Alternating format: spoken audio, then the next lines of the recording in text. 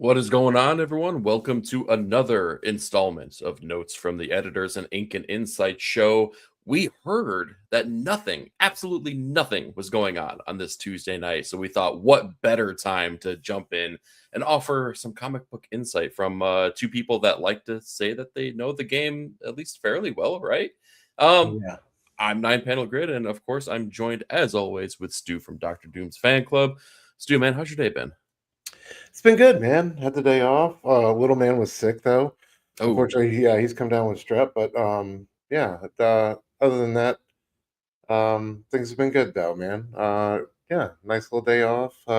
Luckily the snow missed us. We didn't get buried like my brother Fable, so thankful for that. But yeah, man, good to see you on this Tuesday, man. Good to be back on Notes. How you been, bro? I've been good. I've been good. I don't want to gripe about the weather too much. It's been rainy as heck over here, though, man. It's been just sloppy, I don't just want to hear absolutely it. I sloppy. don't want But to hear I know, it's it. just me griping over nothing. Um, I gotta say though, I had a pretty good weekend, man. You know this because we talked about it in the back chat. But did some dollar bin diving, got some really cool stuff. So I'm excited to show off Yes. my February gets when that video gets filmed. Honestly, when the time is right. But I'm stoked to show off some of the stuff that I got here. But other than that, been pretty chill, normal everyday stuff. I've been okay. Oh man, I've been dying. If I'm honest, though, man, I've been fiending for Power Fantasy 16. It's been like hurting. I did Yeah. an entire reread of the series over the weekend, as you knew, and I'm so stoked, man. I'm so ready for Same. whatever culminates here in this last issue It's of the arc. definitely, not easy either when you have friends who read the book on a fucking Saturday, the Yeah, Saturday before it comes out and starts, just, rubbing their belly full right in front of you. yeah. I'd like to think that he's building hype. But it hurt. You're It so hurt nice. just a Why are you little so bit. nice? Yeah, get out of here. Yeah. But we Oh love you, man. Nick. That's okay. Yes, we Yeah, I absolutely can't wait either, man. It's oh man, from the cover to just uh, just all the possibilities and directions we could go. How many times it's broken our hearts or shocked us. Like I can't wait for that final boot to drop yeah, good. on Yeah, on good on my neck. Yeah, I can't wait good to be times are definitely coming down the obliterated. pipeline. Yeah, Hopefully not with a singularity to the dome. throw So me out in the freaking atmosphere, man. I'm ready for it. Let's do it. let's do it. All right. Hey, we got some good people hanging with us here. Let's give some shout outs here, starting with Dr. War God. Nice to see you, bud. He was dropping in early too, man. He kickstarted everything off here, as did Bob. Bob, great to see you too, dude. But Bob, We got the man we were speaking hey, of, Mr. Early Comic Release himself, Nick Comic Culture, making sure he gets all those comics right so he can give you the best opinions on his videos. Dr. Warcott, some creepy grandpa's giving a speech right now, and attendance is low. Ah, sorry, creepy grandpa. yeah. Yeah, bummer. Let's see here. We got Bob saying, Nick, I watched a little of your first episode. YouTube told me to. Your t-shirt game was so weak. Wow, listen, I love listen. Have sympathy with all of our first videos because they were not up to snuff here. So I would encourage you not to go back in the 9-panel grid logs and find my first one. It's rough. It's rough stuff here. All right. We came here with a reason tonight, though, and one of those reasons was, well, we got a couple things that dropped very recently. One of them being ComicsPRO and a lot of the announcements that came along with that. But the first thing that we wanted to go over was actually something that you brought up last week, which was that ICV2, which is a great comic book retail resource website, they showcased their sales trends and tracking mechanism for 2025. And there were some really interesting things that we found when we came yes. when we looked at these numbers, right? And one thing to remember is that it's incredibly difficult to track all these things because so many different people use different POS systems and at different distribution levels and all that kind of stuff. So what this does is this is the number specifically for people that use Comics Hub as their resource for selling. But what I can tell you is that when COVID hit, a lot of shops went to Comics Hub. So this may not be 100% accurate, but it's a really, really good Sample size, right? Yeah. Yeah, exactly. So we wanted to go over with some of these numbers with all of y'all and see what your thoughts were and kind of showcase what we were finding. And we got the top graphic novels and comic books of 2025 here. So I say we start with graphic novels, man. Does that sound good to you? Yeah, let's do it, bro. Okay. So we're gonna go for the top 20 of each one of these here. Starting with graphic novels, we got Transformers at number 20 and 19 for graphic novels. Awesome. I was really happy to see this. Martian Manhunter, the first trade paperback, hit the top 20, which is mind-blowing, right? Kingdom Come, the compact edition, and Batman the Long Halloween, again, compact edition here. Yeah, buckle up, y'all. This is going to be a trend, and I mean, shout out to them. It's a brilliant idea. What are they? $10 a pop, right? $10 a pop. Plus, if your shop gives you a discount, right? Boom, right on top of that. It's a no-brainer, man. It's insane, yeah. And the titles they pick, like the curation is impeccable. I have seen nothing really bad. Nothing that I've been like, oh man. I don't understand why they're doing that in a collected compact. Like everything is like, I love Kingdom Come, even though that should be in big giant format as well. But I just love that they threw that in there. It's awesome. But let's be honest. How many times do you double and triple dip on things? Like I got the for sure stuff. I got the stuff. Yeah, right. Not the ones you want to have all the editions of. Yeah, it's like I kind of call these the airport editions. These are the things you toss in your bag when you have to wait for your flight to to take off, and you just power through stuff, man. I love that. A good travel book. Hey, yeah. The only surprise of the first 5 that we got right here, Martian Manhunter, a pleasant surprise. But if January 1st, 2025, that wouldn't have been on my bingo card. I can tell you that much. Moving on to the next 5 that we have, The Last Ronin, Beneath the Trees Where No One Sees. This is the first part of the series, the kickoff. We got Ultimate Spidey Volume 2. There you go, bud. Yeah, really, you gotta twist the knife I'm on it already. I'm ready. We got Absolute Batman, which I have thoughts on this being at number 12 here, but we'll get into that. And then we have the Invincible Compendium, those big suckers, right? So it's kind of funny. We got those first 5 that had a lot of compact editions, and now we got some thick, chunky boys that are in this next run. Anything stand out to you here? A little bit. I like a little bit more diversity here. Cool to see like Last Ronin still going strong.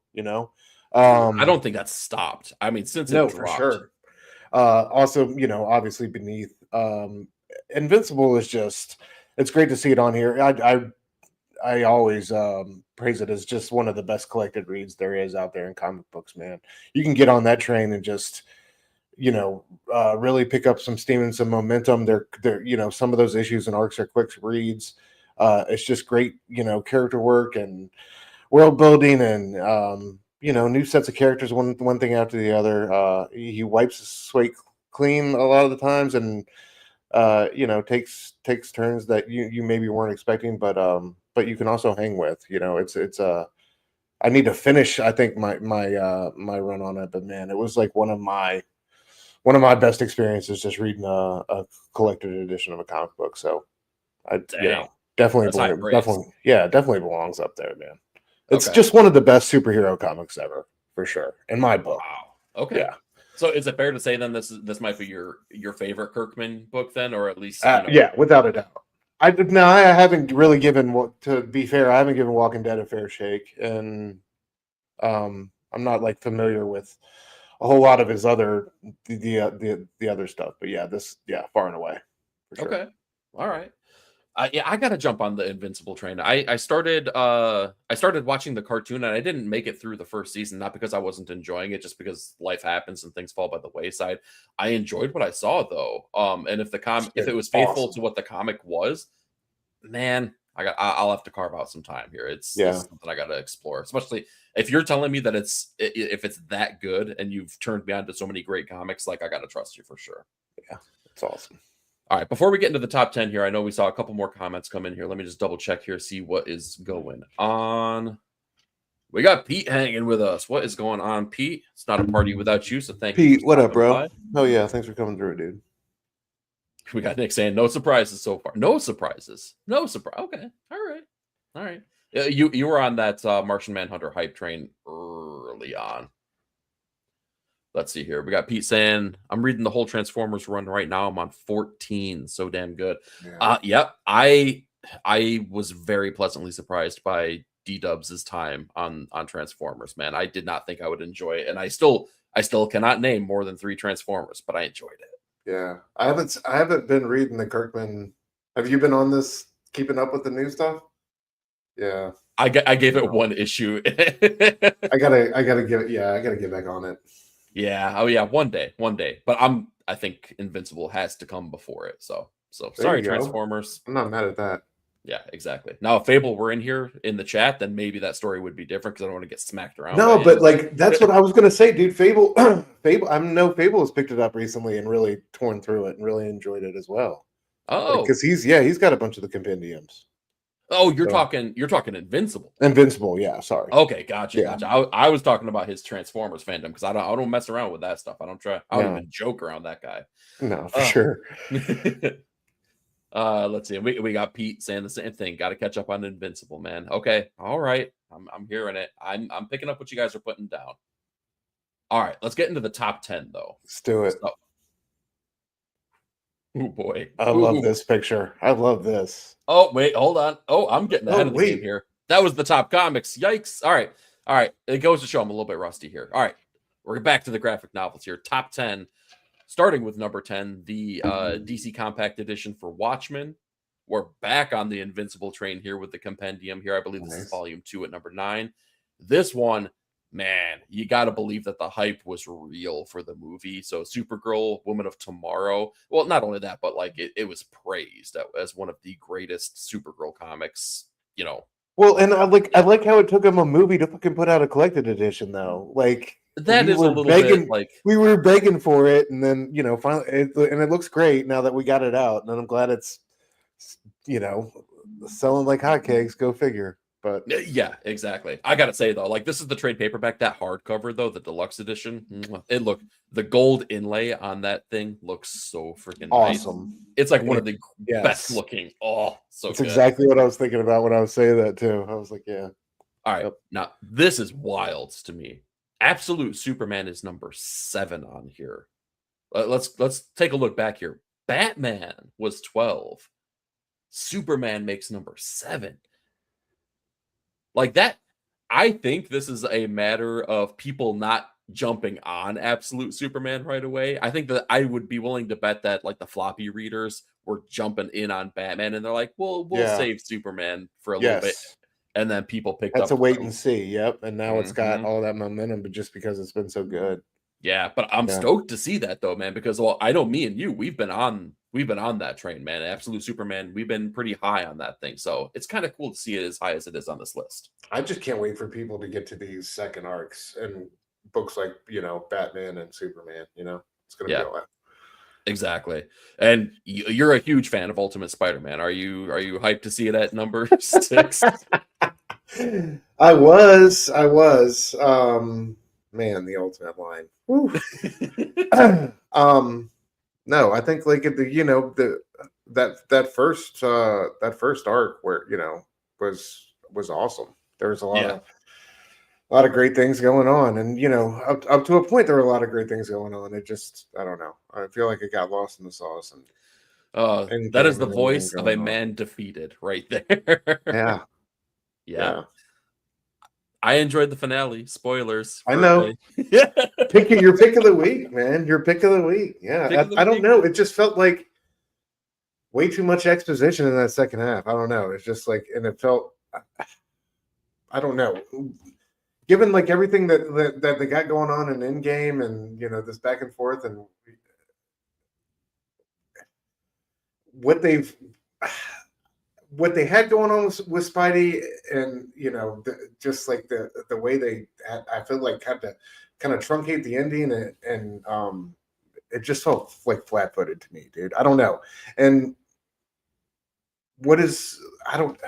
I just have a million questions and it's just like the most bizarre ending. And it just doesn't feel coordinated or in any type of sync or harmony with the bigger picture things and ideas that they were playing with.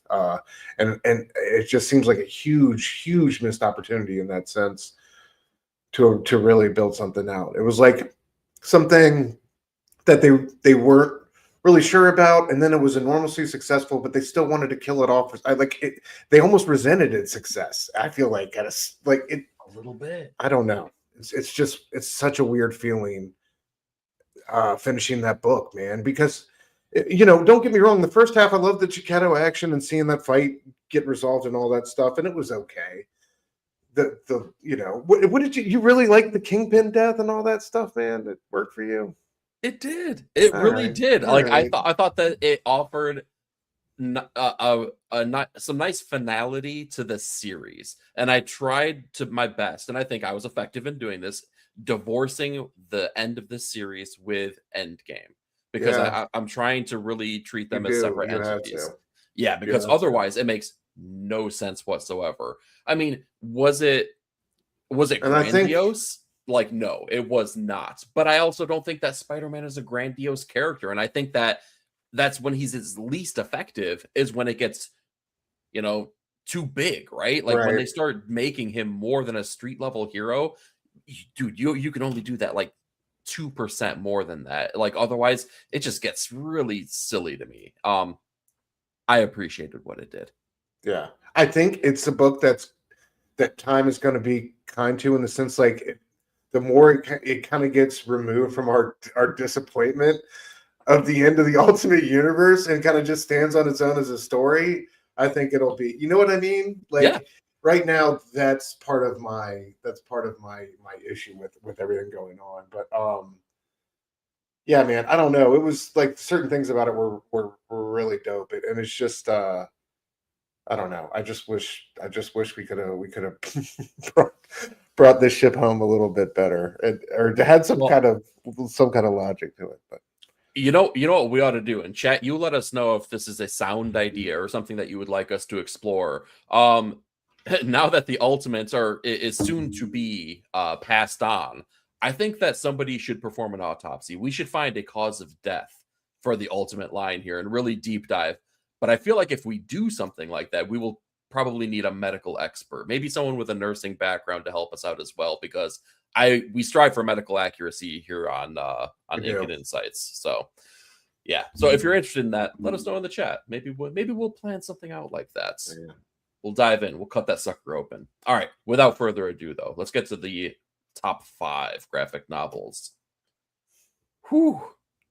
Very Look at telling, man. my dog holding down the top 3. What you thought it was out here? Very telling here. Okay, so we got okay, and this reminds me. This is why Absolute Batman was lower on the list as well. This is even more impressive now. All right, so we got Absolute Wonder Woman. We got the compact edition of All Star Superman, Compact Batman Hush, Compact Batman Yeah. Court of Owls, and the trade paperback of Absolute Batman. The reason he shows up previously at number 12 is because that was the hardcover edition. So we have hardcover Batman, trade paperback Batman. I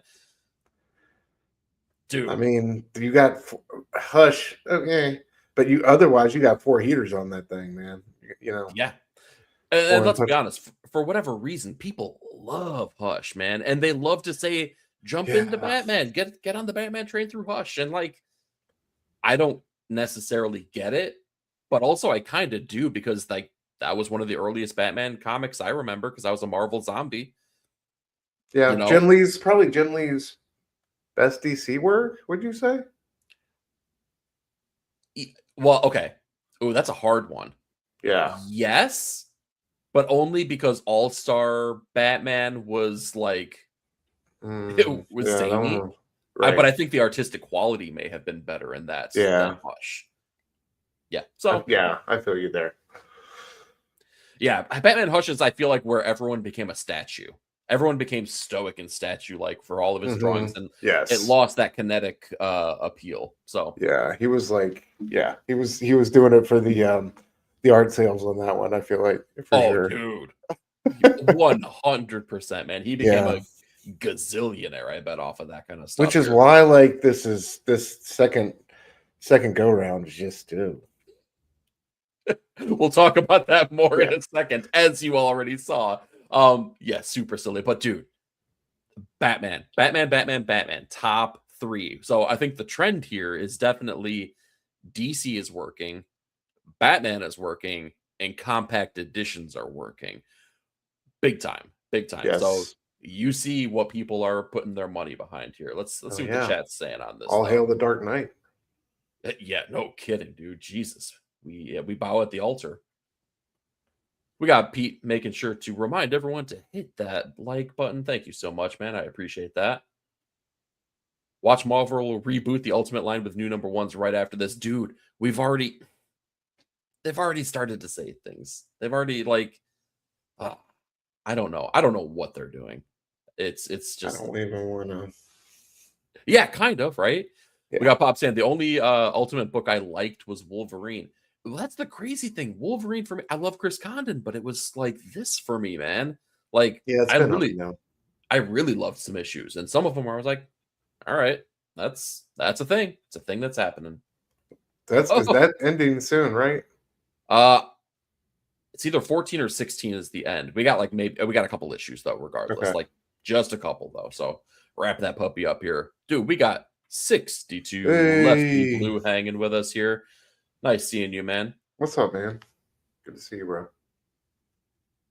Dr. Wargod saying I plan to study nursing, so I'll hit you up. See, we got hands ready here to perform this Yeah. autopsy. Love it. Bob saying I got I got 3 of the top 5. Not There you too go, bad. Bob. Not too bad. Let's see here. We got the nurse himself saying the Trinity hitting hard. Yes, Hell yeah. absolutely. I Dude, you mean, can't go. such great stories. God. Yeah, DC just really went ham in 2025 as this Man, All shows. Star Superman. Like, I was just looking through some issues of that the other day, just like some singles. Just, I mean, God, it's just, I could pick it up and read it anytime. It's just such a beautiful, perfect story. I never got. Yeah, I read Court of Owls, and I never went past that for whatever reason because I think I read it in trade paperback. I think, or maybe it was Comixology, one of the two. I really got to go read like the entirety of Scott Snyder's Batman run and really take it all in I because love it. Yeah, yeah, people, it has its detractor. I love it. Yeah. I got to check that out. All I'm a right, Snyder fan. I like Scott for the most part.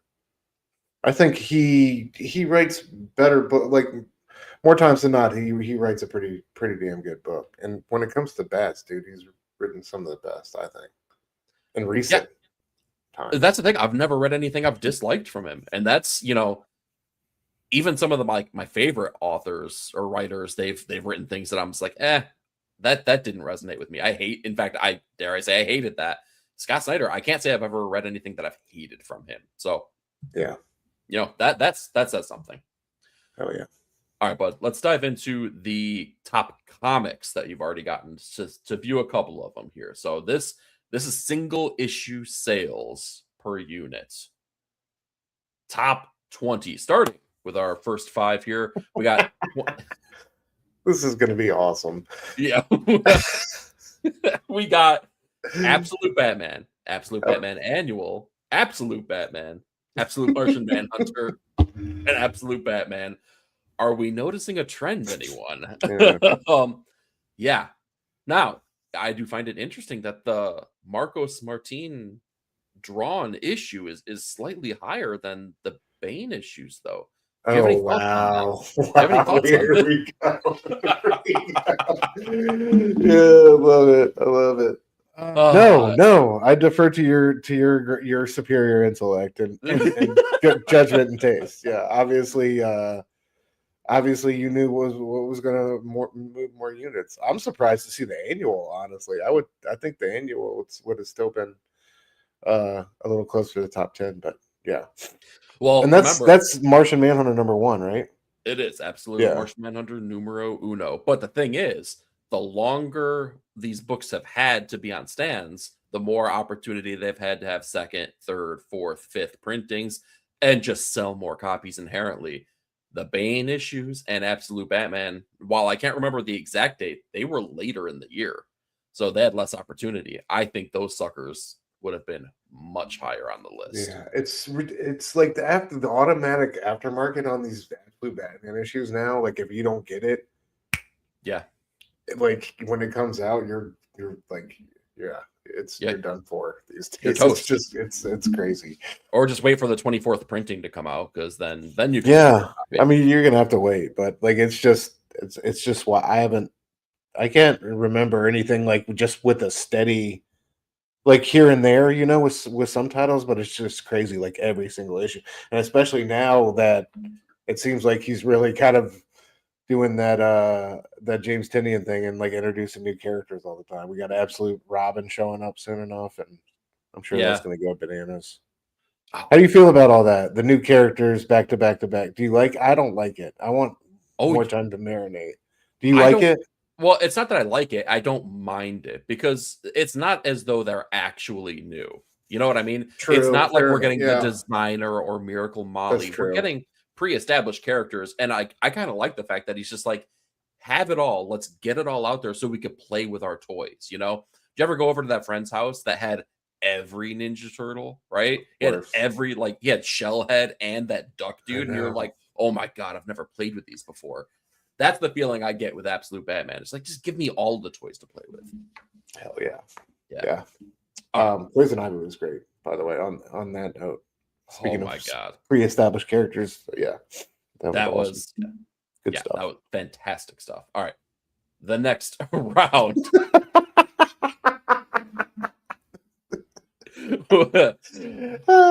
We got Fractions Batman, Shoot. Absolute Batman.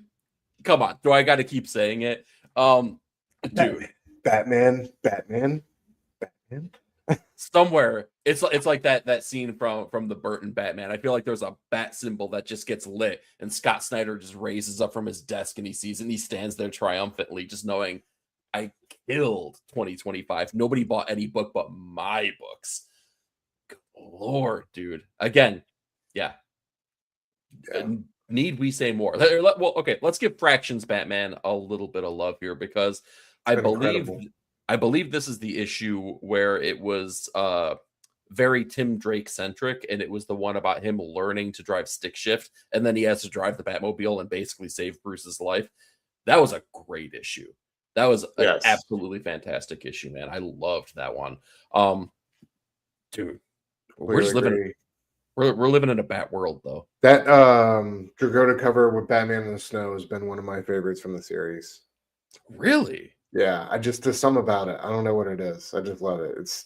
I know it's super simple and like he's had way more dynamic kick-ass ones, but I just love that one. I don't know Dude, what it is. I can't disagree with you, man. Like Yeah. it's a great cover. It's shocking. I didn't see that from you. I learned something new about you today, buddy. All right, Uh, let's take a look at the chat before we get into the top 10 for the floppies here. Let's see. Ooh, chat jumped on me a little bit. All right, got people saying what up. Oh, we got Simpleton hanging with us. So first off, what up, bud? Nice seeing you. First round of DC Compact Editions had sewn bindings. The reprints and second prints were all glued bindings. Boo. As we've mm, learned from Simpleton, that's a bad thing. You don't want to do that. Sewed binding is where it's at. I was ready to buy all the Compact Editions. Well, okay.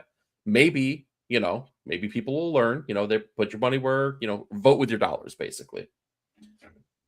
All right, let's see. Got Bob saying, anyone remember the Ultimate Black Panther #1 deal? Boxes of it disappearing. Do you recall hearing that? I do not. That's news to me, but if it did, I still got a crispy 9 point something ish copy in my long boxes. So maybe my kid will get to go to college one day. Who knows? Let's see here. Near Zero hanging with us here. Hello to you too, What sir. up, bro? How are you? Good to see you, man. Nick, don't put that evil on us, dude. Why would you do this? Absolute designer? No, absolutely not. How about that? Let's see here. Love it.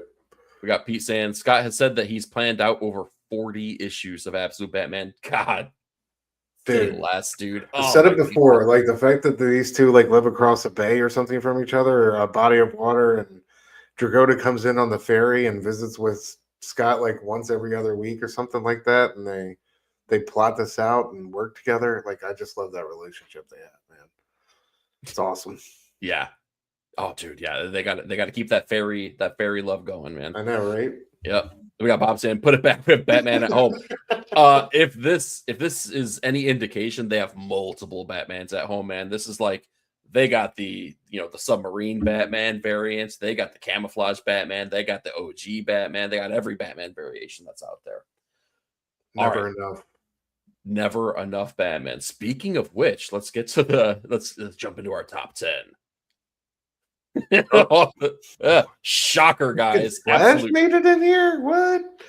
I don't understand. Okay, Batman Hush I'm is happy for it. I'm happy that absolute. Batman Hush is crazy though. What the hell is that about? Come on, dude. Everyone was coming out of the woodworks. Like, I mean, But it was still, a like big all deal. these. Did you Is buy a this copy? this is was this all of 25? Yes, Or this was is this? all. Yeah, Oh, okay. No, I totally didn't buy a copy. What do you mean? Yeah, of course I bought a copy. yeah. See, yeah, you're part of the problem. Yeah, I am. I for sure am. Well, and I wonder if this also includes because they had the work in progress edition, or not the work in progress editions, but the artist proof, whatever DC calls those. I can't recall now. But they had the large editions of it. They had this. They had a gazillion variants of it. Batman Hush 2 It's not was even a like, great cover, man. it's really not. Like, I No. mean, hey, if you love Batman Hush, by the way, more power to you. Like, read the comics that you love, right? That's the most important thing. I didn't. Well, I didn't read it, so I don't know if I loved it, but I feel like I think I prognosticated pretty well with that one. All right, Yeah, well, pat yourself on the back. Super genius. right there. All right, top 5. We have Ooh, okay. DCKO number 1. I forgot about Deadpool Batman. Yeah, that figures. Yes, exactly. So, and of course, it had to be well. Yeah, yeah. It's whatever. It is what it is. Here, let's give credit where credit's due, though. Battle Beast at number Yeah, 4, dude. dude. And we all know That's awesome. it's first of all, quality book, right? Super Mhm. like one of the most fun comics that I read in all of 2025 was the entirety of Battle Beast, but like it came right out the gate screaming, dude. Agreed. This is the start of the freaking blind bag craze, though, and it shows, Oh yeah. dude. Yeah. Everyone and their mother bought 5 copies of freaking. This was Battle where Beast. you conquered your fear, right? I mean, Yeah, I bought one. Yeah, it was a man. I wanted that Arthur Adams, dude. Damn it. dude, that art. Yeah, well, there was honestly a lot There were of some really bangers. good ones. They did a great job with it, though. It was so well executed and so well done. And then, yeah, we got the plague, we'll say, of blind bags the rest of the year, some of which were horribly executed. Yeah, But I do yeah, hear Marvel has made like all sorts of went through all sorts of rigorous testing to try to make sure that doesn't happen with these Daredevil ones, or the ones. they had better not, because my That, ultimate Endgame number 1 looked like it was just like yeah, run by like a cheese grater, just like, oh, screw you, Eric, and it sucked. It they was said really customers can order with confidence. So, okay. how many did you get? How many did you get for Daredevil? Huh? Part of the problem? 5. I got. I forgot it was 7. I want that Panosian one like something bad, dude. I'm looking into low interest loans. The Pinocchio would be bad. How about that Alex Maleev Punisher sketch? Dude, That would be sick. and like To go with your kidneys are, Alex Maleev Electra. yeah, dude. Oh, yeah, that would pair really well. You just need the man in red after that. Yeah, and kidneys are overrated, right? Like Exactly. you only live once, right? Why not spend it all on blind bags? But I was not surprised at all to see our top 3 being Deadpool Batman. 5 block bags. I love you. That's hilarious. It hurt, man. It hurt. Okay. No, that's awesome, dude. There's something there is something like it does take me back to like 90s gimmicks and stuff like that. And there's something to be said for that. You know what I mean? Like Yeah. that was some of my favorite experiences as a kid. And I think it's there's some I just hate like guys trying to manipulate the market or fucking open up the And also, like, man, if somebody buys one at the store, don't encourage them to open in front of you. Because, like, I bought one, and they were like, "You want to open it here?" I mean, no pressure. I was like, "Well, now I kind of have to because you asked me twice." So, and I opened it up. I was thinking about that. I wasn't sure. I kind of want to open them in store just so I see what I get, because I still want to get. I think you got 5. Open like a couple in store, and then maybe a couple at home. I gotta save one for the show, right? I'm gonna open one on the Wednesday, like when we go live for sure. So yeah, that would dope to be like open up a sketch one in the store though, just to let them see that, dude. Yeah, that would be insane. That's never gonna happen. Well, good. It is. We're putting it out. We're speaking it into existence right now. You're gonna get a sketch. It's gonna happen. We can't wait to see it. Okay, and then I'll sell it to get my kidney back, because no. Okay. Just, with depleted bodily function, you'll look at it on your wall and be happy, kind of.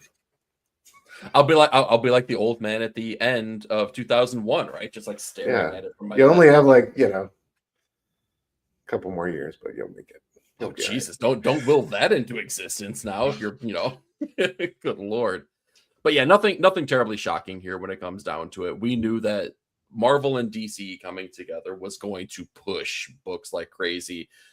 But Fractions Batman being right there in the mix of the top 3. Yeah, that's awesome. And like smoking all the other absolute Batmans for the year. That's really impressive. So honestly, I'm surprised Bats isn't in the top 5. I thought that would have made the top 5. Yeah. But, yeah, I would see that. Well, but didn't that come out in late 2024? It did, but I like just some issue. You know, I feel like one of the issues. But I think wait, go back. Where did the Absolute Catwoman issue? Oh, okay. Number 8. So Absolute Joker beat that one. Dude, yeah, we knew Absolute Joker was gonna go wild. I'm trying to remember what happened in 10. I'm wondering why everybody loves that one. And is that Absolute Flash number 1? Is that why that's in the? Yeah, that's the first. That's the jump off. People love some Flash, right? Yeah, well, I think it might have been the first release of the second wave of Absolute titles too. So considering we had the trinity of characters and they all were awesome, I think that everyone was just like, of course this is going to be great. And it's pretty good. It's pretty good. I'll say that much. Okay. Let's show the most telling thing of the night though, because we've gone through our graphic novels and we've gone through our floppies, and sometimes it's easy to lose yourself, not see the forest from the trees here. Guys. Guys. What's going on here? Look at this. Single issues. I wish we could get totals for units sold, because that's the thing we can't get, right? So this is just how many issues were in the top ranking, right? DC Comics with 18, Marvel with like 2. Graphic novels, DC with like 12 to 13, Image coming up second, but still not even reaching the halfway point. And then Marvel and IDW. Shout out to IDW for making it, right? With Beneath the Trees. But like, this is very telling. This is very, very telling for the state of the industry right now. Nah, it ain't even close, man. Yeah. Absolutely wild stuff. We thought that this was conversation worthy, so we wanted to dive into that with y'all here before we jumped into ComicsPRO 2026 here.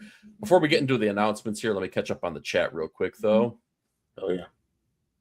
Let's see here. We got Simpleton correcting me, the work in progress editions. Yes, thank you for that. I could not remember, but they have black and white art print ones, but then they also have the full color ones. Are those full color larger ones still work in progress editions? Let us know if you know. Got Bob getting hyped over Battle Beast. Yes, that was awesome. I love seeing that. That was like one of the most exciting things for me. Oh yeah. Let's see here. Bob saying, I'm not an Invincible fan, but I can't stay away from that Battle Beast. Same. I just said I've never read any bad or any Invincible. I've only watched a couple episodes, and yet here I am reading along. I think you would love Invincible. I'm just gonna say, Dude, I or maybe dang you it. already, maybe Bob has already given it a shot and he didn't. It wasn't for him, but Oh yeah, that could be too. Yeah, that could be Bob, let the us know. case. Let's see here. We got Bob also saying, I think Scott Snyder is the secret sauce. Absolutely, he is the architect over Absolute, and he's letting people cook. I don't think like the way he's really, yeah, structured and put all his relationships together has been incredible. Yeah, exactly, man. Like, yeah, shout out to Scott Snyder for just doing everything outside of just making the book. Like, holy cow. Yeah, because a lot of writers, I mean, he's just such a good salesman, Hmm. He seems like really earnest and honest, right? Like he has like a Yes. sincerity that I feel like he's not a huckster, and Amen, dude. Yeah. I guess that's the best way I could say it. And like if it's something he believes in, it's easy to kind of get behind. Yeah, for sure. We got Pete saying the full color ones are just giant size of the original. Okay, so just giant size. Cool. Thank you. Appreciate that. All right, guys. Time to dive into Comics Pro 2026. For those of you who don't know what Comics Pro is, have you ever had a work event that you needed to go to, right? It was a networking kind of opportunity where they fly you down and they have a conference, and they do a bunch of PowerPoints, and you get all hyped up over whatever the heck industry you're in. That's what Comics Pro is. This isn't necessarily supposed to be for the fans. It's supposed to be for the retailers. This is where retailers come together, put their heads together, and are able to work and mingle with the publishers, with the creators, and tell people what's working in our shops, what's not working in our shops, what do we need more of, and like what's going to keep this industry thriving. So that's the whole purpose of Comics Pro. It's not necessarily for fans, but if they're going to get retailers hyped, they gotta say some stuff, and there's a lot of stuff to be said here. So we're going to jump in first and foremost with the announcements of Vertigo, the new releases that Yeah. are coming down the pipeline. All right, so we got first and foremost the return of 100 Bullets with a mini series called The US of Anger from the original creative team of Brian Azzarello and Eduardo Riso. We also got The Crying Doll, which is written by Mariko Tamaki with art by Rosemary Valero O'Connell. We have Necrotaceous, which is an awesome name, written by Tom Taylor with artwork by Derek Robertson. Seeing Yeah. that dude draw dinosaurs got me a little hyped. It's a little Yeah. It's exciting. gonna be Yeah. dope. The bottom ones, though, are definitely the ones that Hell like yeah. really pique my interest. So we have The Black Tower by Ram V and Mike Perkins, the team behind Swamp Thing, the most recent Swamp Thing run that we saw, doing conspiratorial magic kind of stuff. I'm here for it. And then we have A Walking Shadow, written by Cy Spurrier with artwork by Aaron Campbell, the team that just did the last Yes. Hellblazer run. Guys, Vertigo. Whew. Like, if you weren't hyped about Vertigo's return previously, they're cooking. They're cooking right now, They man, are. because I don't know if I could turn any of these down. By the way, there's also, I think there's a couple more here that I wasn't able to fit on the slide. We have Fanatic by Grace Ellis and Hannah Templar. And I think maybe there's one other one that snuck in there too that I wasn't able to get in there. And I can't recall right off the bat here, but I think I got the heavy hitters for sure. Dude, which one of I love. these? I mean, especially like you said, the bottom two just feel like so proper Vertigo books, and it's great to see both of those creative teams reunited. Spurrier and Campbell. I just can't wait to see what they're going to do. Kind of embracing the horror aspect of it. It looks like a little bit, and yeah, Oh yeah. dude, Romby and Perkins back together is going to be incredible. Tom Taylor is a great writer. I'm a huge fan of that guy, and yeah, I love Derek Robertson from The Boys, and all his work. Like honestly, Yeah, he's um, worked with Garth Ennis a lot. He did yeah, he dude, did like that he's Wolverine always Max done series too. gnarly stuff. Yeah. Yeah. I'm not a really familiar with the 100 Bullets series and stuff like that, but um, regardless, I'm yeah, I think it's a A great 5 books, 6 books to have in their second wave, man. I think they're doing everything. They're checking all the boxes they need to be checking. So I can't wait to see which of these really speak to me. Yeah. Oh, I'm excited. So I'm similar to you. I don't have background with 100 bullets beyond knowing what the pitch of the story is. Which is that basically a person hands this guy a gun that has 100 untraceable bullets and says, do with it what you will, right? And you're gonna get away with all of this kind of stuff. And events transpire. I won't spoil anything, but it's really cool to see I don't want to say an OG, but a comic that existed in the original iteration of Vertigo come back and be part of its relaunch. I Yes, really, agreed. really appreciate that. Same. By the way, and I don't think that we've said this enough, but shout out to Chris Conroy at DC, who is spearheading the Vertigo relaunch.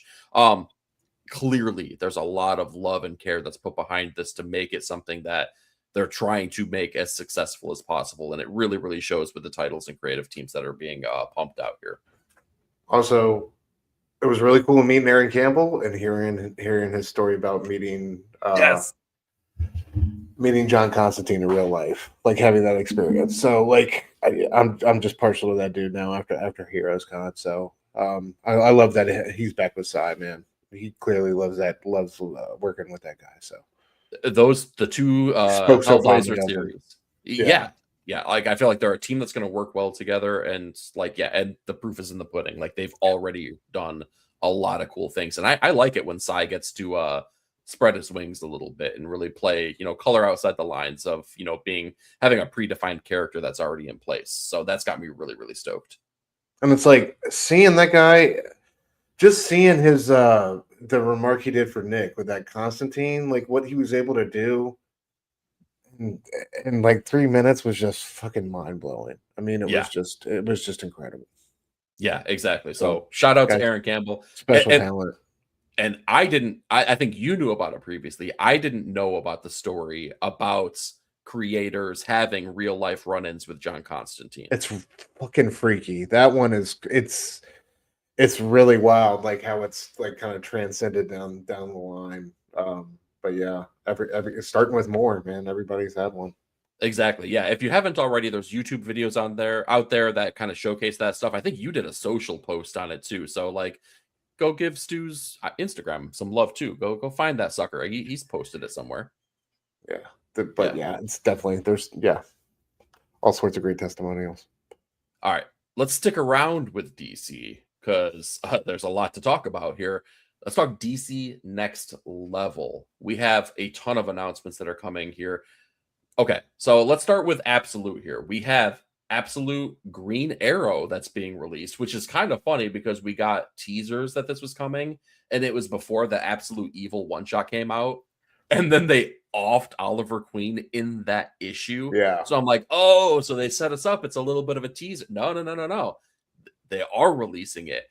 So this is now going to be a horror-driven book. So it's really going to be about Black Canary's character tracking down a killer whose only hallmark is leaving green arrows everywhere. Like, basically his trail of death. Like, I think that's he a looked cool badass. That design on that thing looked fucking awesome. Yes. I was super impressed. Like he looks like a crazy phantom serial killer type deal. Like it looked like it had Mask of the Phantasm vibes on the mask. It was. You all right over there? Dude, you said Mask of the Phantasm. Oh, like one of the greatest Batman stories ever told. But go on. Your angel of death awaits you, my bro. Oh my god. Oh, it's so good. So hyped for it. Yeah. Curious to see how they're gonna, like you said, like we had a dead Oliver Queen. So who is this mysterious Absolute Green Arrow? Time will tell, but this series is coming out from writer Pornsak Pinchot with artwork by Raphael Albuquerque. So that one, color me excited, man. I think that's going to be a fun series to dive into. The next one, sticking around with Absolute, which again should be surprise to no one. Absolute Catwoman is, kind of spinning right off from Absolute Batman. This one is co-written by Shea Grayson and Scott Snyder, with artwork by Bengal, which I last saw him on Napalm Lullaby with Rick Remender. Okay. Yeah, I could see that I know that style. name from somewhere. Yeah, I could see that style translating pretty well into the Absolute Universe, personally. I mean, I'm gonna get it anyway regardless, but, yeah, I'm hyped to see what Selina's been up to because there's been a lot of, breadcrumbs maybe that have been, like, placed in the Absolute Batman book to kinda lead you into some really cool areas to explore with that character, man. What do you Yeah, think about? I'm hype. Yo, what was that variant of this joint that you shared the other day? Bro, that was Kari The Andrews. Kari Andrews joint. Yeah, that was fire. It's Yeah. wild, yeah. Yeah, I mean, I'm hyped for it. Sorry, go ahead. no, I was gonna say, like, you're gonna get some variant covers when it comes to Yeah, Absolute for sure. Catwoman. I love this character's design. I love like the tail being a gun clip. I love her general badass nature and the Mhm. relationship with Bruce and yeah, like everything about her. I love the kind of like moral ambiguity between the two characters, and I'm curious to see how that one cooks. Bengal is a name I've always been curious about. Because Napalm Lullaby didn't really work for me, so I'm curious to see if this book can resonate a little bit more. Yeah, and honestly, it was the writing for me that didn't resonate in that Yeah, particular same. book, Yeah, but they've also worked with Rick Remender on Death and Glory too, so, like, there's gotta be a level of respect there, and, like, I see it, like, the artwork totally works, so yeah. time will tell on I this one, trust if it's an artist who like Rick trust, I trust. You know what I mean? right? Like if it's got Rick's stamp on, yeah, I'm all the way in. Yeah, for sure. I'm hyped for that Barbara Gordon book though, bro. That one's growing on me. Like the more I hear about it, it just sounds like a cool little story. All right, well, let's talk about that. So, well, the top row here, we got Barbara Gordon Breakout, written by Mariko Tamaki, who we recently Mm-hmm. saw in the Zatanna miniseries. This is artwork by Aminke Nalapan, and I'm sure I mispronounced that, but dude, I totally recognize that name, and dude, we saw something just recently where I feel like we were praising their artwork, and it's gonna drive me nuts now, but that's okay. But yeah, Barbara Gordon now no longer able to be the Oracle. This is after the Birds of Prey series by Kelly Thompson ends. Right. So yeah, Mariko Tamaki's been, I feel like, quietly putting out a lot of solid work. And maybe it's just quiet for me. Maybe there's like a large outpouring of love for, for Mariko's work out there in the interwebs or whatever. But like, I'm stoked for this. I mean, I'm right there with you. Same. Yeah, yeah. Love Zatanna and um, definitely a writer who I want to get more familiar with. And I just love the idea of like Barbara kind of getting locked up on purpose to solve a crime. I think is like the general sense of about what's going on here. But dude, Yes, Barbara's just such a great character. I've always had love for her. So glad to see her, shine in her own series, man. And this is what they should be doing with Next Level. You know what I mean? Like she's a fantastic character, and I think with the right story, it's gonna be something special. So excited for that one. exactly. Yeah. Yep. So it was hard to fit into the thumbnail here or into the images here, but the top right corner here is what this is going to be the new Teen Titans series that's kicking off. Not a lot of details that come along with it, but it's written by Kyle Higgins, who has like he has a mean love for team books, particularly Power Ranger type books. It's going to be drawn by Danielle D. Nicolo. I'm pretty close on that, I feel like. But I feel like it's a team that's worked together well in the past. It's got that team dynamic. Could be good. I got no background with it, but Well, they were dragging that one online. I saw what they did. really, They did the team reveal. Yeah, people were. It's brutal. Some of the comments. oh, I'm kind of ambiguous. I'm I do like when I was first getting back into comics. I was on the Radiant Black train, and you know what I mean, and yeah, all that stuff with Kyle Higgins, and I do like some of his writing and his projects, but I don't know. I just don't know if that one's going to connect the way they wanted to. I think they need to have. I think Red Hood is your team leader here. I just yes, yeah, that's okay. I just think you need to have a little bit. I don't know if they have enough recognizable names here. I think they're going a little too obscure with it. And it's I don't know. But again, I think this is another relationship forward from Snyder and his outreach. I think like reaching out to Kyle and offering. Oh yeah. to bring him over. I think from what he was saying in one of those off-panel interviews. So shout out to him. And I'm not gonna judge a book before it drops, but I do think this one has like of this pairing. I think like or this wave. I think this one has like the biggest uphill battle in front of it to Yeah, connect with fans. I agree. Like the reason that I want to explore it is because it's got Red Hood, which means that it could pull in other Robin characters, and it's got Flatline, and I love Yes, Joshua Flatline was Williams. the Robin Lazarus Island joint. That joint Yes, was dude. fire, dude. The upload of that Exactly. joint. Yeah. Now I'm setting myself up for failure though because you follow creators, not characters, and I'm following the characters here, and I'm just like hoping and praying, like please, like do something fun with those characters. That was back when Josh was like the only thing holding DC together. You remember That's that for a while? Like that boy was yeah. working overtime. I know, dude. And look, I mean, all we've talked about has been DC all night. It is very telling Facts. how much effort Facts. they've been putting into all of this, right? Yeah. Let's finish up the slide here though, because I think that this is crown jewel, dude. yeah, Hell yes. bingo. Yes. The Dead Man, written by W. Maxwell Prince. Just went and found my Neil Adams trade paperback earlier. Bro, like let's go. Yeah. Oh, artwork by Martin Morazzo, colors by Chris O'Halloran. I would put money on the fact that letters are by good old Leon on here. Yeah, the Ice Cream Man team is at DC yet again with a character like Dead Man. This feels right. This feels like something that it's like just like all of the stars aligned, and they're just like and the skies opened up, and they were like, yes, DC. This is what you must do. I'm so ready for this book, man. This has got me so freaking pumped, man. Right there with you, bro. Kryptonite Spectrum was a fucking home run. Like to see them take, like I said, this beloved Neil Adams character and have a run with it, and it's perfect for them. Like Boston Brand and him being like inhabiting superheroes to figure out this mystery.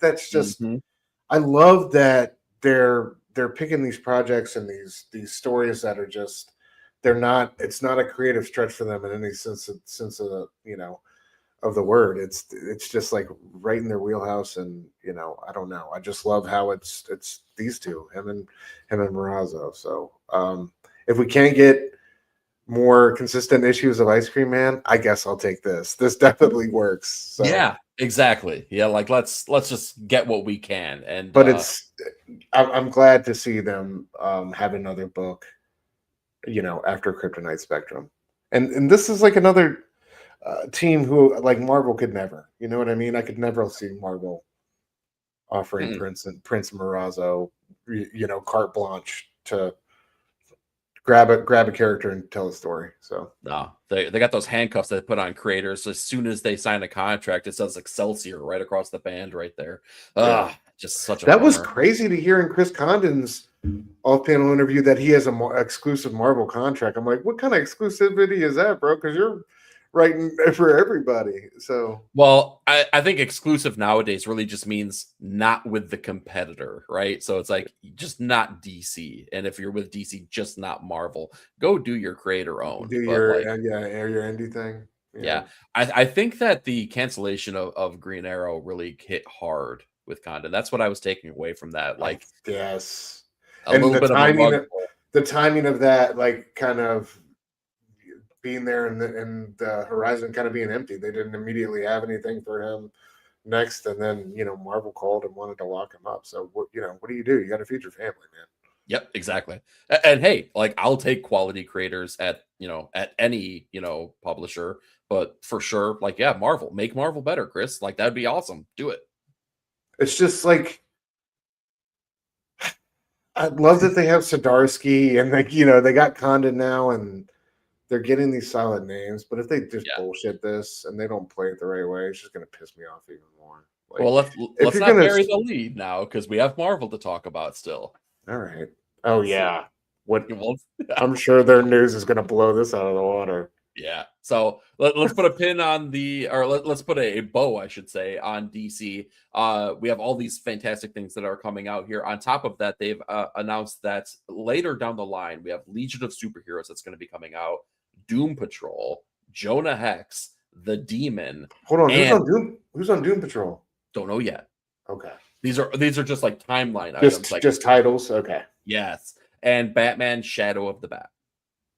Oh, Yeah. I think it leaked that Joshua Williamson is on Legion of Superheroes, but I think yeah, that's the only I've thing. heard, And we I've still know heard that that. James Herron is going to be the artist on one of these, and I think maybe it might be Oh, Dean. he's doing Etrigan, I think. Yeah. But I don't think anything's been officially Dude, we're getting Shadow of the Bat back. Dude, if they get weird and wild Oh Batman my stuff, god, yes. yeah, we're gonna Yeah. be eating good here. So, all right, let's move on though to This is the amazing. This is yeah. just yeah. I know. I thought you would like the entirety of I the missed show. that. I missed that. All I missed some of those titles. That's awesome. Yeah. Oh, I know exactly. All right. Talking about Image though, we talked about DC. Image had some cool things here, although it's a pretty small sample size. If I'm being honest, we're really talking Skybound and we're talking Tiny Onion. But from Skybound, we have Terminal, written by Robert Kirkman and Joe Casey, with artwork by Joe Finch and Andy Kubert. Not Adam. Adam's been out there doing a lot of work, but we don't see Yes. Andy all that much. So that's pretty darn cool that we get to see him. Oh And we yeah. have the expansion of the Energon universe with the introduction of Mask, who I'll be honest, at least as a kid, I had no idea that Mask had anything to do with Transformers or G.I. Joe or any of that stuff. I thought that was essentially GoBots, but I did love the one toy that I had with I had the don't even car. know who Mask is. I got to be honest. I couldn't tell you a single thing except I had a toy that had like the DeLorean doors. It was like this red Uh-huh. Corvette looking car, and it had like those whatever that's called where the doors open Yeah, up the like that. butterfly Butterflies, yes, doors. thank Yeah. you. Yeah, and that car was legit for a toy, man. I wrecked that sucker. Yeah, dude. Yeah, There's something like about butterfly doors on a car as a kid that's just like endlessly fascinating. it's It's like they immediately cool. open. Yeah, they open like this. Yeah, exactly. As long as it could do that and go 88 miles per hour, like forget You're it, dude. set. Best We car don't ever. need roads, bro. We don't need roads. Yes, exactly. And then from Tiny Onion, because people are just eating up exquisite corpses, we have This was crazy. dude. Like Well, they're is it betting though? big. I guess not. They obviously that they obviously have the numbers to launch these titles with confidence. It's incredible though. I'm That's the thing, yeah. I guess these are the three most popular themed killers, I'm guessing. I was hoping you could tell me because I Man, got I haven't 2 caught up. issues in and but like there is a vocal majority of people out there that love exquisite corpses. I mean, Yeah. Two deep. books that I hadn't read that I saw on a bunch of best of 2025 lists that I want to catch up on are Feral and Exquisite Corpses. But yeah, no, I have not caught up, but I know a bunch of folks in the chat are fans of this. So I'm curious to hear y'all's opinion. Do you like these Lone Gunman, Fox Mask Killer, and Rascal Randy spinoffs? Are you guys hyped for these? Yeah, let Um, us know here. I Speaking of love which, these. I love these designs though, like the Fox Mask Killer, Lone Gunman. It's just great character designs. oh, dude, without a shadow of a doubt. Like, I mean, Fox Mask Killer was made for variant covers. Lone Gunman looks sick, dude. I remember that first issue where He I was just like, does. oh, that's dope. That's a cool design. Yeah. The creative teams, these are all mini series, by the way. I think they're going to run for 5 issues, but the Okay. where they're going to be written by Tyler Boss, Che Grayson, who we just heard was going to be co-writing that Absolute Catwoman series, and Pornsack Pinchot, which is going to be writing the Absolute Green Arrow series. Mm. It's almost as if James Tynion was brought up by Scott Snyder, and there's a lineage. There's maybe a circle of people working together here. Who knows? Kind of cool That's though. another guy who has his business on. Like that guy has his business straight, man. Doing Well, you incredible know that job. he went to school. Scott Snyder taught him, right? He was one of his students. Oh, I had no idea. For real? Yeah, dude. And like you see Oh, that that makes lineage. perfect. Like you said, that makes perfect sense. That's awesome. Mhm. Yep, exactly. So the tiny onion train keeps rolling here. Everything Skybound is just again like the everything them is that I feel like that's the hype. That is the hype behind Image right now. And like there's a lot of great titles that come out, but like the things that like resonate and like get to the point where they're gonna make like those trending charts that we had previously, it's gonna be stuff like this without a shadow of a doubt. Yeah. Yeah. Absolutely. Yeah. I'm excited for Terminal, and it's cool to see Dan Waters on Mask. Yeah, for sure, for sure. All right, let's see what the chat's talking about here though, because I've been neglecting you all for. I'm so sorry. I didn't mean to do it. Let's see here. We got Phelps hanging with us here. Phelps, Hey, nice seeing you. James. What up, man? All right. Oh, we got Rogue hanging with us. I can't remember if I said hey. Yo. What What up, up? bro? Hope you're well, bro. We got people talking about Napalm Lullaby previously. Had some cool action scenes. Excited to see what they cook up. Yes, absolutely. Napalm Lullaby looked beautiful. Story didn't hold me. That was my experience too, man. Like, I wonder if it reads better altogether. Like, I can't wait till they put together some kind of collected edition or something because it's Rick Remender. I'm still gonna go see. See what's I going didn't on. hear a whole lot of noise about that one. Same, but come on, I'm gonna give it a shot. We got News Zero saying a new golden age for DC, dude. Amen, bro. I mean, I can't argue with that. It really is. Yeah, it's insane. We got Omega here. Omega, what is up, dude? Some Tynan talk here for you. Yeah, you're a big Tiny Onion fan, man. So I'm sure this has got to be exciting for you. Hell yeah, bro. Let's see here. We got Nick saying, wouldn't these EC spinoffs be prequels? What am I missing here? EC. Okay. Yeah, you got the confused face as well. Nick, let us know what you're talking about, man. EC. What you talking about, Willis? Let's see here. We got Rogue saying Exquisite Corpses is a decent. Oh, exquisite. Oh, duh. Yeah, we're idiots. We're idiots. That's what happened. Yep. But come on, EC Comics is a thing, man. Come on, Nick. Yeah, know true. that you're That's exactly where I was. I was like, did we talk about EC? Yeah. All right. Exquisite Corpses is a decent concept, but I think the stories get a bit muddy with the different writers. Seems like it's more interested in building the world than those revenue streams. Yeah.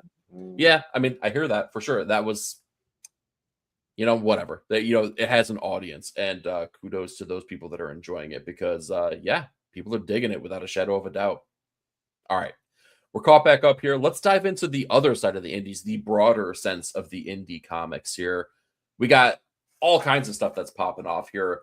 I think that there was a really big effort to really drive some excitement from the indie publishers here. So we have 3 Worlds, 3 Moons. Remember them? The Substack. Finally. Yeah. God. They're releasing comic books now, and they're legitimately doing it through Dark Horse imprint. Listen, I am excited for that. I really am. The team on it is ridiculous. Yeah, and they look. Talk about the team real quick, man, in case people don't know. We got Jonathan Hickman writing with Nick Spencer. We got artwork by Mike Del Mundo and Mike Huddleston. Like, I had the Foundations book, and like the small sample size of what you got looked glorious. I think that what happened is that people got really burnt out over the notion of what it was, because remember the Substack hype train that happened was like, oh, comics on the internet, this is going to change the game. And like, that was what, 2022, 2023. And then they released like maybe 3 floppies worth of comics. And it was really more about a world building experiment as opposed to delivering and releasing comic books. So, dude, now that it's all said and done, who Substack did you really enjoy the most? Like during that era where they were Chip Zdarsky. Yeah, Chips was great. Chips was great. Brian K. Vaughan's was incredible. What they put out with Spectators. Spectators, yeah, for sure. Oh my god, that was like they were so good with it. Tom Brevoort has a lot of interesting insight. That guy seems like such a high on his own supply. He is. He's full of himself a little bit, but it's still interesting. Yeah. Yeah, but it was it got interesting when he took over X-Men and stuff like that, and yeah, he was trying to explain his way out of some things. I think maybe just a tad, just a little bit. Yeah, I think that he's definitely a very intelligent person who has industry knowledge by way of just being there for decades too. So like, I'm not trying to poo-poo on him by any means either. The other stuff. So we got new and old stuff coming out, which is awesome. So we have Mind Management and really all of Flux House, which is Matt Kint's imprint of comics, moving from Dark Horse over to Oni Comics. And we have the new series of Mind Management that's being released there. And I'm sure he's got other things that are going to be like re-released through Oni as well. Again, like me and you have talked about it, I feel like Oni is really, really trying to make a concentrated effort on putting out some really cool unique stuff, right? It's not this isn't the publisher that you're going to go to get like a little something for everybody. No. This is like the boutique shop, this is where you get just the precise stuff, so I'm kind of stoked for that, man. But like, is there anything that jumps out at you from the stuff that's thrown out here? Definitely Matt Kent, man. If it's a Matt Kent comic, I'm reading it. Definitely yeah, mind MGMT for sure. Dog Tag for Mark Russell. Like I was reading the backstory about this, how it's based on a true story about this. Oh, I didn't know that. This writer who got kind of too close to the war, and I think also ended up paying the ultimate price for it. And I don't know. I think this one could be a win for Mark. High hopes for that one. Those two books, I think, from this this release are the ones I'm most excited about. And like you said, it's good to see 3 Words 3 Minutes finally get some stuff out, man. So that's, I know it's been gestating for quite a while. Yeah, but I think Oni and Mad Cave are going to continue to. Stock is going to continue to rise in 2026, man. Excited to see what they do.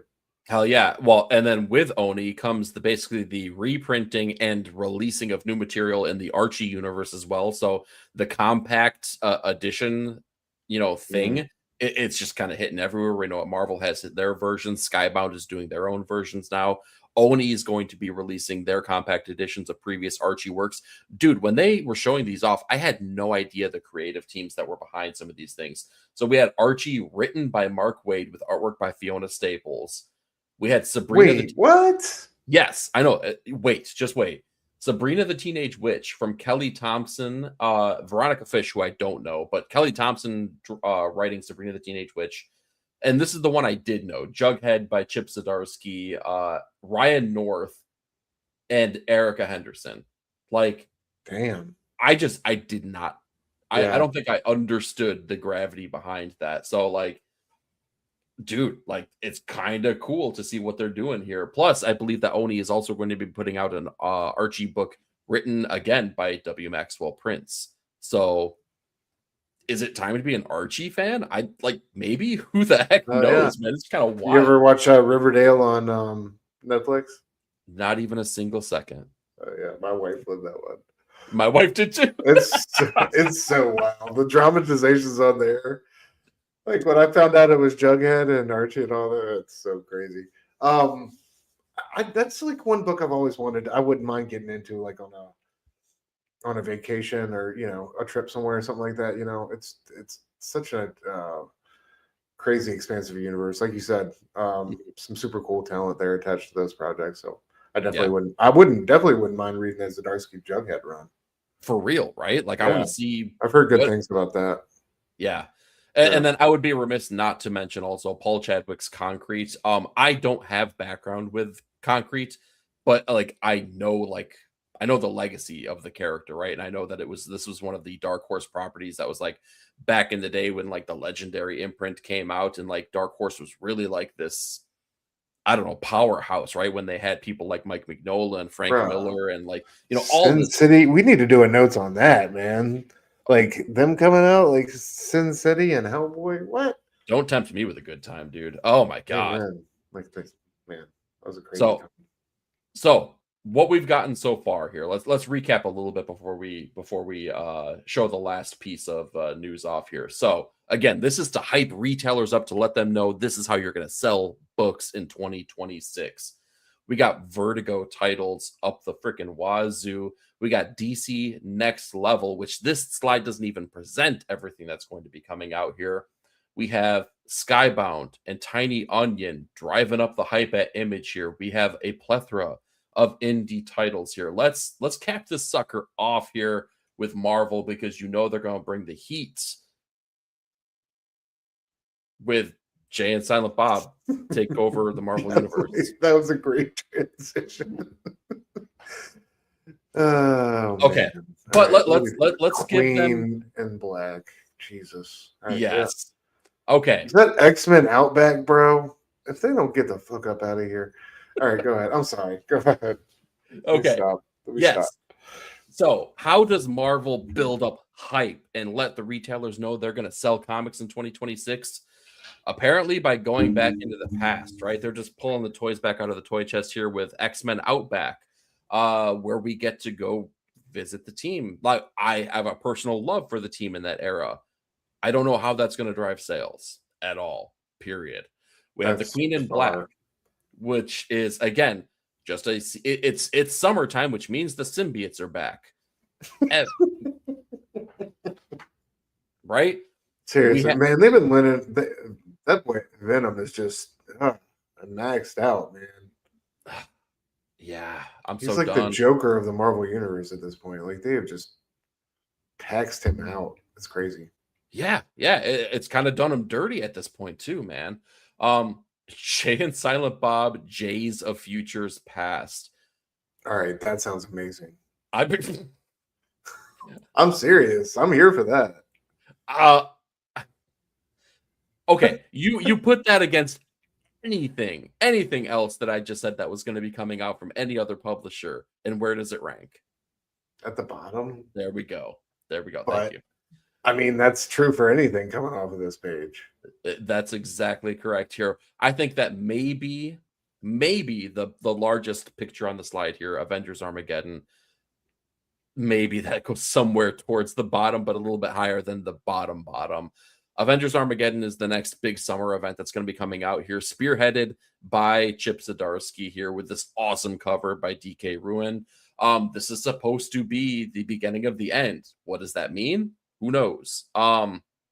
They're toying with this idea of great power and great responsibility, the Spidey mantra, and it's teasing characters like Spider-Man, Wolverine, and Captain Marvel, the Carol Danvers iteration, being together on a team. So maybe, and the other thing that they're toying with is that this is the biggest thing to happen with the Avengers since Avengers Disassembled, which was Bendis kind of like, Man, just now tearing that's a the team. story. That was a time of Marvel right there. Yeah.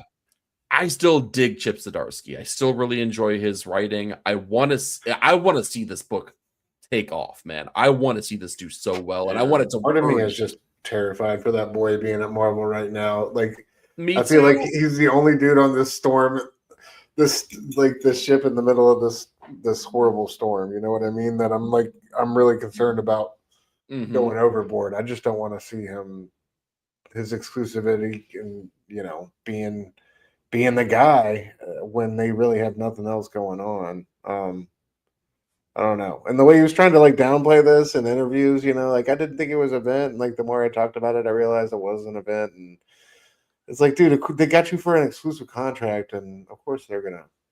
Yeah, this reeks of Devil's Reign again, which didn't need to be an event, which was turned into an event, and I don't think it got hurt by way of it being that, but it also just derails all these other things and other books, and it becomes a disservice ultimately altogether.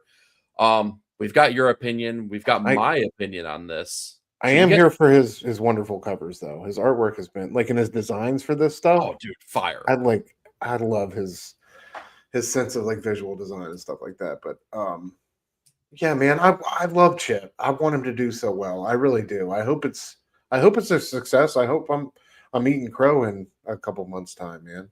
That would be awesome. That's it would. I mean, honestly, I really want that. I do. Yeah, he's a great writer. But what does Tony Stark think about this, though? Womp womp. Yeah. When you can't convince Iron Man himself that this is going to work he's dead already. You're definitely in for a rough time here. But yeah. Let's dive into the chat one more time here. Let's see what everyone's thinking with the all these other releases here. Let's see. We got Nick saying, really excited to see Concrete. I knew you would, man, because I know you got some of those back issues. I don't know. Have you had a chance to dive into those? Let us know here. What's your background with the character Concrete? I need to get familiar.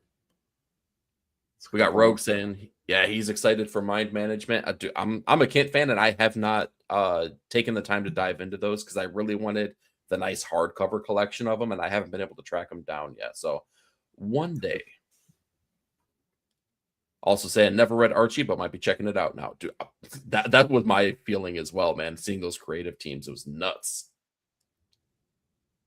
Let's see here. Oh yes, here's one. It was almost like a ComicsPRO announcement. Fort Psycho at Oni is another Matt Kent book that's going to be coming out. What where a fucking awesome title. I know. Dude, wait till you see the Love cover that. for it. It's a psychedelic color scope that's like just crazy, man. Let's see here. We got Simpleton, of course, saying we need concrete library editions too. Well, if they don't exist, ... There you go. Just saying. Ian Bertram draws Archie on acid. I'd buy that. Are you telling me that exists, Bob? Are you telling us that this is a real thing, or are you just like, is this just like something that you want to see happen? I think he just wants to see it happen. Ah, dang it. Well, now you put the thought in my head, though. Right? Let's see here. You guys would love concrete, very Swamp Thing, like from a sad monster POV. Uh-oh. I bet that Stu's going to read at least one issue before the end of the night now. Yeah, for sure. Let's see here. For sure. Bob saying Marvel fatigue. Yeah. Let's see here. At least they didn't announce a new dumb X-Men team book. Oh, wait. Yeah. It's got Russell Dauterman covers, though. I'm trying to look for a silver lining, Yeah, guys. you are. You're so nice. Yeah. Really trying. But yeah, with that, anyway, that puts a pin in all of the ComicsPRO and ICV2 comic news that we had for you tonight. Stu, where are we going to be able to see you next year, considering that you are Oh, a man Lord. of the internet? Yeah, doing way too many shows this week. We are taking the night off tomorrow night. So catch us on Ink and Insights next week. We'll be back. We got a hell of a week of books coming our way. So I can't wait to get into it with E. So excited to see so many familiar faces in the chat. So yeah, sorry to miss y'all tomorrow, but we'll see you next week. But you can catch us both a Thursday night over on Robbie's channel, Pop Culture Philosophers. We'll be over there for the Best Comics of February show. Me, Eric, and Nick will all be over there talking our favorites from this past month. I'll be on Blitz Batter Chatter. After that, talking Scream 6 at 9 p.m. Eastern. And then Friday night, I will be with Fable over on One Collection Down doing They Live. So at 9 p.m. Eastern. So way too many shows coming up. And also, I know our boy Nick has the you guys got what the monthly look ahead on Sunday? That's right. What time are y'all going live with that? For me, it's 7 a.m. bright and early here. So for Pacific, 10 Eastern. Yeah, 10 Eastern here. So yeah, get your coffee ready. Head over to Comic Culture's YouTube and see all the comics that are going to be coming out in March and what's really piquing our interest here. So yeah, other than that, you can just catch me on my weekly comic book reviews. And like Stu said, the best comic books of the month over at Pop Culture Philosophers. Anything else you want to plug or to say to everyone before we head on out? Yeah. Ultimate Spider-Man, beware. And I'll end by saying, screw you, Stu.